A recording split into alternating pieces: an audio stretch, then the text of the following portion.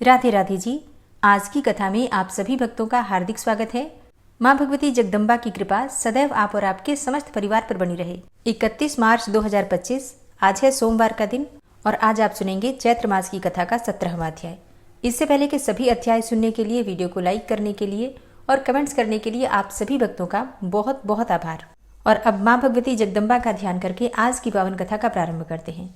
राजा बोले कि इस प्रकार उपाय का आश्रय लेकर मृत प्रमदवरा को भी जीवित कर लिया गया था। अतः मणि मंत्र तथा औषधियों के विधिवत प्रयोग के द्वारा प्राण रक्षा के लिए शास्त्र सम्मत उपाय अवश्य किया जाना चाहिए। मंत्रियों से ऐसा कहकर उत्तम रक्षकों की व्यवस्था करके और एक 7 तल वाला उत्तम राजभवन बनवाकर उसी क्षण उत्तरापुत्र परीक्षित अपने मंत्रियों के साथ उस पर चढ़ गए। उस भवन की सम्यक सुरक्षा के लिए मणि मंत्रधारी वीरों को नियुक्त किया गया था और इसके बाद राजा ने गौरमुख मुनि को गाविजात के पास उन्हें प्रसन्न करने के उद्देश्य से भेजा और कहलाया कि मुझ सेवक का अपराध वे बार बार क्षमा करें। तत्पश्चात राजा ने मंत्र प्रयोग में निपुण ब्राह्मणों को रक्षा कार्य के निमित्त चारों ओर नियुक्त कर दिया। एक मंत्री पुत्र वहां नियुक्त किया गया जिसने महल के चारों ओर हाथियों का घेरा नियुक्त करवाया ताकि विशेष रूप से रक्षित उस महल पर कोई भी चढ़ न सके। महल के भीतर वायु का भी संचरण नहीं हो पाता था क्योंकि उसका प्रवेश तो सर्वथा वर्जित था। राजा वहीं स्थित रहकर भोजन आदि करने लगे। वहीं पर रहते हुए स्नान एवं संध्या आदि कार्यों से निवृत्त होकर राजा मंत्रियों से मंत्रणा करते तथा शाप के दिन गिनते हुए समस्त राज कार्यों को संचालित करते थे। इसी बीच किसी कश्यप नामक मंत्र विशेषज्ञ ब्राह्मण ने सुना कि राजा परीक्षित को सर्प द्वारा काटे जाने का शाप प्राप्त हुआ है। तब उस धनाभिलाषी ब्राह्मण श्रेष्ठ कश्यप ने विचार किया कि मुनि के द्वारा शापित राजा इस समय जहां रह रहे हैं, मैं वहीं पर जाऊंगा। ऐसा निश्चय करके मंत्रज्ञ, विद्वान तथा धनाभिलाषी वह कश्यप नामक मुनिश्रेष्ठ विप्र अपने घर से निकलकर रास्ते पर चल पड़ा। सूत जी कहते हैं कि हे मुनिवृंद, उसी दिन तक्षक नामक नाग नृपश्रेष्ठ परीक्षित को शापित जानकर एक उत्तम मनुष्य का रूप धारण करके अपने घर से शीघ्र निकल पड़ा। वृद्ध ब्राह्मण के वेश में रास्ते पर चलते हुए उस तक्षक ने महाराज परीक्षित के वहां जाते हुए कश्यप को देखा।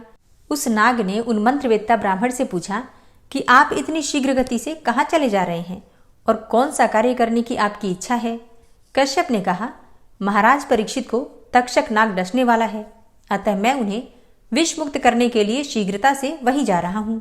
हे विपेंद्र, मेरे पास प्रबल विषनाशक मंत्र है, अतएव यदि उनकी आयु शेष होगी तो मैं उन्हें जीवित कर दूंगा। तक्षक ने कहा कि हे ब्रह्मन, मैं वही तक्षक नाग हूँ और मैं ही महाराज परीक्षित को काटूंगा और मेरे काट लेने पर आप चिकित्सा करने में समर्थ नहीं हो सकेंगे, अतएव आप तो लौट जाइए। कश्यप ने कहा, हे सर्प, ब्राह्मण के द्वारा शापित किए गए राजा को आपके काटने के उपरांत मैं उन्हें अपने मंत्र बल से निस्संदेह जीवित कर दूंगा। तक्षक ने कहा, हे विप्र, हे अनग, यदि आप मेरे काटे हुए नृपश्रेष्ठ परीक्षित को जीवित करने के लिए जा रहे हैं तो आप अपने मंत्र शक्ति का प्रभाव दिखाइए। मैं इसी समय इस वटवृक्ष को अपने विषैले दांतों से रचता हूं। कश्यप ने कहा, हे सर्वश्रेष्ठ, आप इसे काट लें अथवा इसे जलाकर भस्म कर दें, तो भी मैं इसे पुनः जीवित कर दूंगा। सूत जी कहते हैं कि नागराज तक्षक ने उस वृक्ष को डस लिया और उसे जलाकर भस्म कर दिया और तब उसने कश्यप से कहा कि हे द्विजश्रेष्ठ, अब आप इसे पुनः जीवित कीजिए। तक्षक नाग की विषाग्नि से भस्म हुए वृक्ष के संपूर्ण भस्म को एकत्र करके कश्यप ने यह बात कही, हे महाविषधर नागराज, अब आप मेरे मंत्र का प्रभाव देखिए। मैं आपके देखते देखते इस वटवृक्ष को जीवन प्रदान करता हूँ। ऐसा कहकर हाथ में जल लेकर मंत्रविद कश्यप ने उस जल को अभिमंत्रित किया और उसे भस्म राशि पर छिड़क दिया। अब तो जल के पड़ते ही वह वटवृक्ष पुनः पहले की भांति सुंदर हो गया। उस वृक्ष को इस प्रकार जीवित देखकर तक्षक को बड़ा आश्चर्य हुआ। उस नागराज ने कश्यप से कहा, हे विप्र, आप इतना परिश्रम किस लिए करेंगे? आपकी वह कामना मैं ही पूर्ण कर दूंगा। कहिए, आप क्या चाहते हैं? तब कश्यप ने कहा, हे पन्नग, मैं धन का अभिलाषी हूँ। नृपश्रेष्ठ परीक्षित को शापित जानकर अपनी मंत्र विद्या से उनका उपकार करने के लिए मैं अपने घर से निकला हुआ हूँ। तक्षक ने कहा, हे विप्रवर, राजा से जितना धन आप चाहते हैं उतना धन आप मुझसे अभी ले लें और अपने घर लौट जाएं, जिससे कि मैं अपने कृत्य में सफल हो सकूं। तब सूत जी बोले कि तक्षक की यह बात सुनकर परमार्थवेता कश्यप जी मन में बार बार सोचने लगे कि अब मुझे क्या करना चाहिए। यदि मैं धन लेकर अपने घर जाता हूँ तो धन लोलुप होने के कारण संसार में मेरी कीर्ति नहीं होगी। यदि राजा जीवित हो जाते हैं तो मेरी अचल कीर्ति होगी तथा धन प्राप्ति के साथ साथ पुण्य भी प्राप्त होगा। यश ही रक्षणीय है और बिना यश के धन को धिक्कार है, क्योंकि प्राचीन काल में महाराज रघु ने कीर्ति के लिए अपना सब कुछ ब्राह्मण को दे दिया था। सत्यवादी हरिश्चंद्र तथा दानी कर्ण ने भी केवल कीर्ति के लिए बहुत कुछ किया था। अतः विष की अग्नि से जलते हुए राजा परीक्षित की उपेक्षा मैं कैसे करूं? यदि मैं महाराज को जिला दूं तो सब लोगों को अत्यंत सुख मिलेगा, और यदि राजा मर गए तो अराजकता के कारण सारी प्रजा नष्ट हो जाएगी, इसमें संदेह नहीं है। राजा के मृत हो जाने पर मुझे प्रजानाश का पाप लगेगा तथा संसार में धन लोभ के कारण मेरी अपकीर्ति भी होगी। मन में ऐसा विचार करके परम बुद्धिमान कश्यप ने ध्यान करके जाना कि महाराज परीक्षित की आयु अब समाप्त हो चुकी है। इस प्रकार ध्यान दृष्टि से धर्मात्मा कश्यप राजा की मृत्यु निकट जानकर तक्षक से धन लेकर अपने घर लौट गए। कश्यप को लौटाकर वह नाग 7वें दिन राजा को डसने की इच्छा से शीघ्र ही हस्तिनापुर चला गया। नगर में पहुंचते ही उसने सुना कि मणि मंत्र तथा औषधियों से भली भांति सावधानी पूर्वक सुरक्षित होकर राजा परीक्षित अपने महल में ही रह रहे हैं। यह जानकर ब्राह्मण के शाप से भयभीत सर्पराज तक्षक को बड़ी चिंता हुई। वह सोचने लगा कि अब मैं किस उपाय से इस राजभवन में प्रवेश करूं और इस पापी मूढ़ विप्र को पीड़ित करने वाले तथा मुनि के शाप से आहत इस दुष्ट राजा को मैं कैसे छलूं। पांडव वंश में ऐसा कोई नहीं हुआ जिसने कि इस प्रकार किसी तपस्वी ब्राह्मण के गले में मृत सर्प डाल दिया हो। ऐसा निंदित कर्म करके कालचक्र को जानते हुए भी यह राजा भवन में रक्षकों की नियुक्ति करके राजभवन में छिपकर मृत्यु की वंचना कर रहा है और निश्चिंत होकर पड़ा है। विप्र के शाप के अनुसार मैं उस राजा को कैसे डसूं? यह मंद बुद्धि इतना भी नहीं जानता कि मृत्यु तो अनिवार्य है। इसी कारण यह रक्षकों की नियुक्ति करके स्वयं भवन पर चढ़कर आनंद ले रहा है। यदि अमित तेज वाले देव ने मृत्यु निश्चित कर दी है तो करोड़ों प्रकार के प्रयत्नों से भी उसे कैसे टाला जा सकता है। पांडव वंश का उत्तराधिकारी यह राजा परीक्षित अपने को मृत्यु के मुख में गया हुआ जानते हुए भी जीवित रहने की अभिलाषा रखकर सुरक्षित स्थान में निश्चिंत होकर पड़ा हुआ है। यह यदि चाहता तो अनेकों प्रकार के दान पुण्य द्वारा अपनी आयु बढ़ा सकता था, क्योंकि धर्माचरण से व्याधि नष्ट होती है और उससे आयु स्थिर होती है। यदि ऐसा संभव नहीं था तो मृत्यु के समय संपन्न की जाने वाली स्नान दान आदि क्रियाएं करके मृत्यु के अनंतर स्वर्ग यात्रा कर सकता था, अन्यथा इसे नरक जाना होगा। मुनि को पीड़ा पहुंचाने का पाप इस राजा को था ही, और ब्राह्मण का घोर शाप अलग से है। अतः अब इसकी मृत्यु सन्निकट है। इस समय ऐसा कोई ब्राह्मण भी इसके पास नहीं है जो इसे यह बता सके कि विधाता के द्वारा निर्धारित मृत्यु सर्वथा अनिवार्य है। ऐसा विचार करके तक्षक नाग ने अपने निकटवर्ती श्रेष्ठ नागों को तपस्वी ब्राह्मणों का वेश धारण करा करके राजा के पास भेजा। वे राजा को देने के लिए फल मूल आदि लेकर तैयार हो गए, और तक्षक नाग भी एक छोटे से कीट के रूप में फल के बीच में छिप गया। तब वे नाग फल आदि लेकर शीघ्र ही निकल पड़े और राजभवन में पहुंचकर महल के पास खड़े हो गए। इस प्रकार तपस्वियों को खड़े देखकर रक्षकों ने उनसे पूछा कि आप लोगों की क्या इच्छा है। तब उन्होंने कहा, हम लोग महाराज को देखने के लिए तपोवन से आए हैं। पांडव कुल के सूर्य शुभ दर्शन तथा पराक्रमी अभिमन्यु पुत्र परीक्षित को अथर्व वेदोक्त मंत्रों से आशीर्वाद देने हेतु हम लोग यहाँ आए हुए हैं। आप जाकर महाराज से कहें कि कुछ मुनि जन उनसे मिलने आए हैं और वे महाराज का मंत्राभिषेक करके उन्हें मधुर फल देकर लौट जाएंगे। भरतवंशी राजाओं के कुल में कभी भी द्वार रक्षक नहीं देखे गए, और ऐसा भी कहीं नहीं सुना गया कि तपस्वियों को राजा का दर्शन न मिले। जहाँ महाराज परीक्षित विराजमान हैं वहाँ हम लोग जाएंगे और उन्हें अपने आशीर्वाद से दीर्घायुष्य बनाकर आज्ञा लेकर लौट जाएंगे। सूत जी बोले कि उन तपस्वियों का वचन सुनकर रक्षकों ने उन्हें ब्राह्मण समझकर महाराज का आदेश सुनाते हुए उनसे कहा, हे विप्रो, हमारे विचार में आज आप लोगों को राजा का दर्शन नहीं हो सकेगा, अतः आप समस्त तपस्वी जन राजभवन में कल पधारें। हे मुनिश्रेष्ठों, विप्र शाप से भयभीत होकर राजा ने अपने महल में ब्राह्मणों का प्रवेश वर्जित कर रखा है, इसमें संशय नहीं है। तब ब्राह्मणों ने उनसे कहा कि हम लोगों की ओर से ये फल मूल तथा जल आप रक्षागण राजा को दे दें और हम लोगों का आशीर्वाद पहुंचा दें। उन्होंने राजा के पास जाकर तपस्वियों के आगमन की बात बता दी। अब इस पर राजा ने आज्ञा दी कि वे लोग फल मूल आदि जो कुछ दे रहे हैं उन्हें यहाँ ले आओ और उन तपस्वियों से आने का कारण पूछ लो और उन्हें पुनः कल प्रातः आने को कह दो। साथ ही मेरी ओर से उन्हें प्रणाम कहकर ये भी कह देना कि आज मेरा मिलना संभव नहीं है। उन द्वारपालों ने तपस्वियों के पास जाकर उनके दिए हुए फल मूल आदि लाकर आदरपूर्वक राजा को अर्पित कर दिए। उन विप्रवेश में आए नागों के चले जाने पर महाराज ने फलों को लेकर मंत्रियों से कहा, हे सचिवों, आप लोग भी इन फलों का सम्यक सेवन कीजिए। मैं तो तपस्वियों द्वारा अर्पित यही एक बड़ा फल खाऊंगा। ऐसा कहकर उत्तरासुत राजा परीक्षित ने सब फल अपने सुहृद सचिवों में बांट दिए और एक सुंदर पका हुआ फल हाथ में लेकर उसे स्वयं विदीर्ण किया। जिस फल को राजा ने चीरा उसमें ताम्रवर्ण वाला तथा काले नेत्रों वाला एक छोटा सा कीट राजा को दिखाई दिया।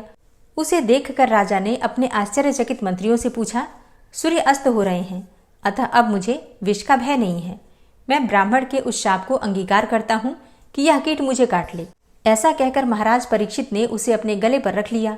अब सूर्य के अस्त होते ही गले पर स्थित वह कीट साक्षात काल स्वरूप भयानक तक्षक के रूप में परिणत हो गया। उस नाग ने तत्काल राजा को लपेट लिया तथा उन्हें डस लिया। अब ये देखते ही सभी मंत्री आश्चर्य में पड़ गए और अत्यधिक दुखित होकर विलाप करने लगे। भयंकर रूप वाले उस सर्प को देखकर सभी सचिवगण भयभीत होकर वहां से भागने लगे और सभी रक्षकगण चिल्लाने लगे। इस प्रकार वहां महान हाहाकार मच गया। उस सर्प के शरीर से बद्ध हो जाने के कारण राजा का महान बल प्रभावहीन हो गया, जिससे वे उत्तरापुत्र परीक्षित कुछ भी बोल पाने तथा हिलडुल सकने में असमर्थ हो गए। तक्षक के मुख से विष जनित भयंकर आग की ज्वालाएं उठने लगी। उस भीषण ज्वाला ने क्षण भर में राजा को जला दिया और शीघ्र ही उन्हें निष्प्राण कर दिया। इस प्रकार क्षण मात्र में ही राजा का प्राण हरकर वह तक्षक नाग आकाश में चला गया। वहां लोगों ने संसार को भस्मसात कर देने की सामर्थ्य वाले उस तक्षक को देखा।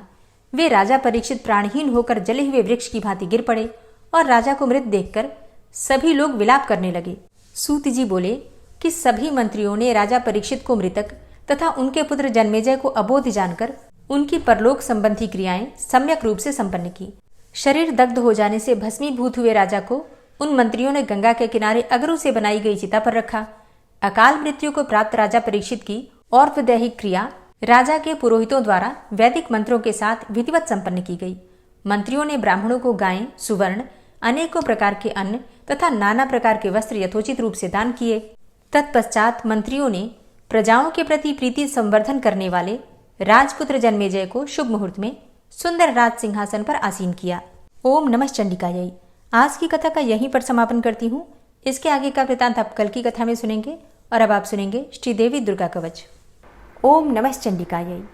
माँ दुर्गा के चंडी रूप को हमारा नमन है। यह भगवान ब्रह्मा जी के द्वारा लिखा गया चंडी कवच है, जिसमें कुल 56 छंद हैं। चामुंडा देवता, दिग्बंध देवता, जगदम्बा माता इत्यादि का ध्यान करके हम इस दुर्गा सप्तशती के पाठ का प्रारंभ कर रहे हैं। मार्कंडेय जी पितामह ब्रह्मा जी से कह रहे हैं कि हे भगवान ब्रह्मा, जो इस विश्व में गोपनीय है वह रहस्यपूर्ण है तथा जो सभी की रक्षा करता है और हमें अधर्म से बचाता है, साथ ही जिसे आपने अभी तक किसी को दिखाया भी नहीं है, ऐसा कोई साधन या उपाय मुझे बताइए। मार्कंडेय जी के इस प्रश्न पर भगवान ब्रह्मा कहते हैं कि उस साधन का नाम तो देवी कवच ही है, जो इस विश्व में अत्यधिक गोपनीय है। वह देवी कवच सभी का कल्याण करने वाला, पवित्रता और पुण्य देने वाला है। आपको इसी का ही जाप करना चाहिए, इससे ही आपका उद्धार होगा। माँ दुर्गा की 9 मूर्तियाँ हैं। माँ दुर्गा का प्रथम स्वरूप है माँ शैलपुत्री, दूसरा स्वरूप है माँ ब्रह्मचारिणी, माँ दुर्गा का तीसरा स्वरूप है माँ चंद्रघंटा और चौथा स्वरूप है माँ कुष्मांडा। उनका 5वां रूप स्कंद माता का है और छठा रूप माँ कात्यायनी है। 7वां स्वरूप है माँ कालरात्रि का और 8वां स्वरूप माँ महागौरी के नाम से प्रसिद्ध है। माँ दुर्गा का 9वां रूप है माँ सिद्धिदात्री। यही नव दुर्गा के रूप हैं जिसे भगवान ब्रह्मा के द्वारा वेदों के माध्यम से बताया गया है। जो मनुष्य अग्नि में जल रहा हो, सभी ओर से शत्रुओं से घिर गया हो, विपरीत परिस्थितियों का सामना कर रहा हो और उस समय यदि वह माँ दुर्गा की शरण में जाता है तो उसका कभी भी बुरा नहीं हो सकता है। अर्थात माँ दुर्गा का ध्यान किए जाने पर माँ दुर्गा उसकी हर परिस्थिति में सहायता करती हैं। यदि युद्ध का समय हो और मनुष्य संकटों में घिरा हुआ हो तो भी माँ दुर्गा के प्रभाव से उसका कुछ भी बुरा नहीं होता है।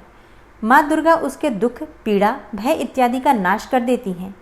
जो भी भक्तगण माँ दुर्गा की भक्ति करता है, माँ दुर्गा अवश्य ही उन्हें अभय दान देती हैं। जो कोई भी देवी दुर्गा का ध्यान करता है, माँ दुर्गा उसकी हर प्रकार से रक्षा करती हैं और इस बात में कोई भी संशय नहीं है। चामुंडा माता का वाहन प्रेत है और वे उस पर सवारी करती हैं। वाराही माता का वाहन भैंसा है, ऐन्द्री माता का वाहन हाथी है, तो वही वैष्णवी माता का वाहन गरुड़ है। भगवान शिव की पत्नी व सभी की ईश्वरी माँ पार्वती का वाहन वृषभ है। कुमारी माता का वाहन मोर है। लक्ष्मी माता कमल के आसन पर विराजमान है और उन्होंने अपने हाथों में भी कमल लिया हुआ है। वे भगवान विष्णु को अत्यधिक प्रिय हैं। वृषभ पर बैठी हुई माँ पार्वती का रंग सफ़ेद है। भगवान ब्रह्मा की पत्नी माँ ब्राह्मी या माँ सरस्वती हंस पर बैठी हुई हैं और सभी प्रकार के आभूषण पहने हुए हैं। इस प्रकार से माता रानी अपने भिन्न भिन्न रूपों में सभी तरह के योग व शक्तियों को ली हुई हैं। उन्होंने कई प्रकार के आभूषण व रत्न पहने हुए हैं जो उनकी शोभा को बढ़ा रहे हैं। माँ दुर्गा का एक रूप अत्यधिक क्रोध में रथ पर बैठा हुआ दिखाई देता है जो दुष्टों का नाश करने के लिए है। वे अपने हाथ में शंख, सुदर्शन चक्र, गदा, हल, मूसल इत्यादि लिए हुए हैं। इसके अलावा उन्होंने अपने हाथों में खेटक, तोमर, परशु, पाश, त्रिशूल तथा उत्तम कोटि का धनुष भी लिया हुआ है। माँ दुर्गा दैत्यों, दुष्टों व राक्षसों का नाश कर देती हैं, भक्तों का कल्याण करती हैं तथा देवताओं का सदैव हित करती हैं। इसी उद्देश्य के तहत ही उन्होंने भिन्न भिन्न भांति के अस्त्र शस्त्र लिए हुए हैं। माँ दुर्गा के महारुद्र, प्रलयंकारी, पराक्रमी, महाशक्तिशाली, अत्यधिक उत्साही तथा भय का नाश कर देने वाले इस रूप को हम सभी नमस्कार करते हैं। माँ देवी के उस प्रलयंकारी रूप की ओर देखना भी बहुत मुश्किल है जो शत्रुओं का भय बढ़ाने का कार्य करता है। पूर्व दिशा में इंद्री देवी मेरी रक्षा कीजिए, आग्नेय दिशा में अग्नि देवी मेरी रक्षा कीजिए, दक्षिण दिशा में वाराही माता, नैऋत्य कोण में खड़गधारिणी माँ, पश्चिम दिशा में वारुणी देवी और वायव्य कोण में मृगवाहिनी देवी मेरी रक्षा कीजिए। उत्तर दिशा में माँ कुमारी, ईशान कोण में शूलधारिणी, आकाश से अर्थात ऊपर से माँ ब्रह्माणी तथा नीचे अर्थात पाताल लोक से माँ वैष्णवी मेरी रक्षा कीजिए। राक्षसों के शवों को अपने वाहन के रूप में उपयोग में लाने वाली माँ चामुंडा देवी, आप दशों दिशाओं से मेरी रक्षा कीजिए। आगे से माँ जया तथा पीछे से माँ विजया आप मेरी रक्षा कीजिए। माँ अजिता मेरे वाम भाग में और दक्षिण दिशा में अपराजिता देवी मेरी रक्षा करें। मेरे शिखा की रक्षा उद्योतिनी देवी और माँ उमा मेरे सिर की रक्षा करें अर्थात उसमें वास करें। आप मेरे ललाट की मालाधारी के रूप में और भौहों का यशस्विनी के रूप में संरक्षण करें। भौहों के बीच में त्रिनेत्र के रूप में और नाक की यम घंटा के रूप में रक्षा करें। दोनों आँखों के बीच में शंख माता के रूप में और कानों की द्वारवासिनी के रूप में रक्षा करें। मेरे कपाल की कालिका के रूप में और कानों के मूल की शांकरी देवी रक्षा करें। नासिका की सुगंधा देवी और होंठ के ऊपरी भाग की चर्चिका देवी रक्षा करें। होंठ के निचले भाग की रक्षा अमृत कला देवी और जीभ की सरस्वती देवी रक्षा करें। मेरे दांतों की कुमारी देवी, कंठ की चंडिका देवी, घंटिका की चित्रघंटा देवी और तालु की महामाया देवी रक्षा करें। मेरी ठोड़ी की कामाक्षी देवी, वाणी की सर्वमंगला देवी, ग्रीवा की भद्रकाली तथा मेरुदंड की धनुर्धारी देवी रक्षा करें। बाहरी कंठ की नीलग्रीवा देवी, कंठ नलिका की नलकूबरी, कंधों की खड़गनी देवी और भुजाओं की वज्रधारिणी देवी रक्षा करें। दोनों हाथों की दंडिनी देवी, अंगुलियों की जगदम्बिका माता, नाखूनों की शूलेश्वरी देवी और पेट की कुलेश्वरी देवी रक्षा करें। स्तनों की महादेवी, मन की शोक विनाशिनी देवी, हृदय की ललिता देवी और उदर की शूलधारिणी देवी रक्षा करें।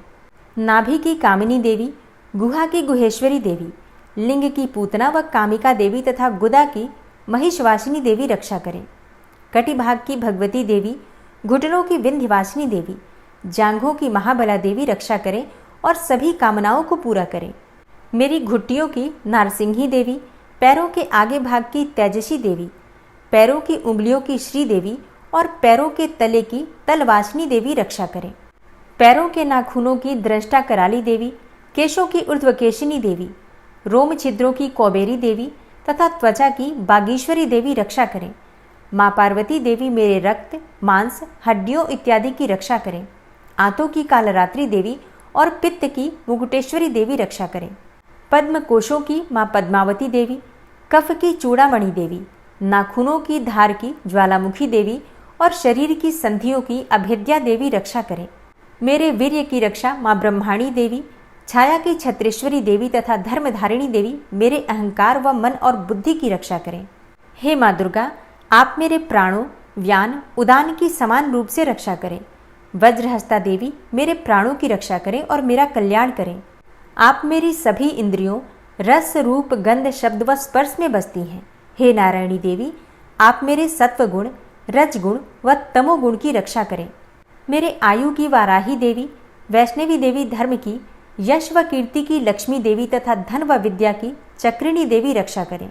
इंद्रा देवी मेरे गोत्र की, चंडी देवी मेरे पशुओं की, महालक्ष्मी देवी मेरे पुत्रों की और भैरवी देवी मेरी पत्नी की रक्षा करें। मेरे पथ की सुपथा देवी और उस मार्ग की क्षेमकरी देवी, राजा के दरबार में महालक्ष्मी देवी तथा सभी जगह निवास करने वाली विजया देवी मेरे भय की रक्षा करें। हे माँ दुर्गा, जो भी स्थान या अंग इस देवी कवच में रह गया है और वह अभी भी रक्षा करने योग्य है, तो आप उसकी भी रक्षा कीजिए। आप मेरे पापों का नाश करके मेरा उद्धार कीजिए। माँ दुर्गा की आज्ञा के बिना कोई भी व्यक्ति इस विश्व में एक कदम भी आगे नहीं बढ़ सकता है। हम यदि कहीं भी जा रहे हैं तो हमें अवश्य ही इस देवी कवच का पाठ करना चाहिए और उसके बाद ही प्रस्थान करना चाहिए। इस दुर्गा रक्षा कवच के पाठ से हमें हर जगह लाभ व सफलता मिलती है और हमारे सभी काम बन जाते हैं। हम जब भी माँ दुर्गा का ध्यान करते हैं वैसे ही हमारे सभी काम बनते चले जाते हैं। उस व्यक्ति को इस पृथ्वी पर बिना किसी तुलना के परम यश और वैभव प्राप्त होता है। जो भी भक्तगण इस देवी रक्षा कवच का पाठ करता है उसका भय समाप्त हो जाता है, युद्ध में उसकी विजय होती है तथा वह तीनों लोकों में पूजनीय हो जाता है। देवी माता का यह रक्षा कवच देवताओं तक के लिए बहुत दुर्लभ है। जो व्यक्ति इस देवी कवच का तीनों समय श्रद्धा भाव के साथ पाठ करता है उसे देवी माता की कृपा से तीनों लोकों में विजय मिलती है। वह अकाल मृत्यु के भय से दूर होता है तथा 100 वर्षों से भी अधिक समय तक जीवित रहता है। इस दुर्गा कवच के पाठ से व्यक्ति के शरीर में होने वाले हर तरह के रोग समाप्त हो जाते हैं। उसके शरीर में बनने वाला विष भी समाप्त हो जाता है तथा कोई रोग उसका कुछ भी बिगाड़ नहीं सकता है। जो भी मनुष्य इस दुर्गा रक्षा कवच को अपने हृदय में धारण कर लेता है उस पर इस पृथ्वी पर होने वाले सभी तरह के अभिचारण मंत्र तंत्र का प्रभाव समाप्त हो जाता है। सभी तरह की डाकिनी शाकिनी, अंतरिक्ष में रहने वाले अति शक्तिशाली व भयंकर डाकिन, भूत, पिशाच, यक्ष, गंधर्व, राक्षस, ब्रह्म राक्षस, वेताल, कुष्मांडा, भैरव इत्यादि सभी तरह की नकारात्मक शक्तियों के प्रभाव इस दुर्गा कवच के माध्यम से समाप्त हो जाते हैं। इस रक्षा कवच का पाठ करने वाला व्यक्ति राजा से सम्मान प्राप्त करता है और उसकी सुख संपत्ति में वृद्धि होती है। जो भी व्यक्ति इस देवी कवच का पाठ करता है उसका हर जगह यश बढ़ता ही जाता है और जो भी इस कवच का 7 बार जाप करता है उसका वंश इस पृथ्वी के अंत तक रहता है। इसके पश्चात जब उसकी मृत्यु हो जाती है तब वह माँ दुर्गा के आशीर्वाद से परम स्थान को प्राप्त करता है, जो देवताओं को भी अत्यंत दुर्लभ है। उसे महामाया का प्रसाद मिलता है और उसकी मुक्ति हो जाती है। वह माँ दुर्गा के आशीर्वाद से सुंदर रूप को धारण करता है और भगवान शिव के समान आनंद प्राप्त करता है। श्री देवी दुर्गा कवच संपूर्ण हुआ। दोस्तों, उम्मीद करती हूँ कि आज की वीडियो आपको ज़रूर पसंद आई होगी। अगर वीडियो पसंद आती है तो वीडियो को लाइक ज़रूर किया कीजिए और संभव हो तो वीडियो को शेयर भी किया कीजिए।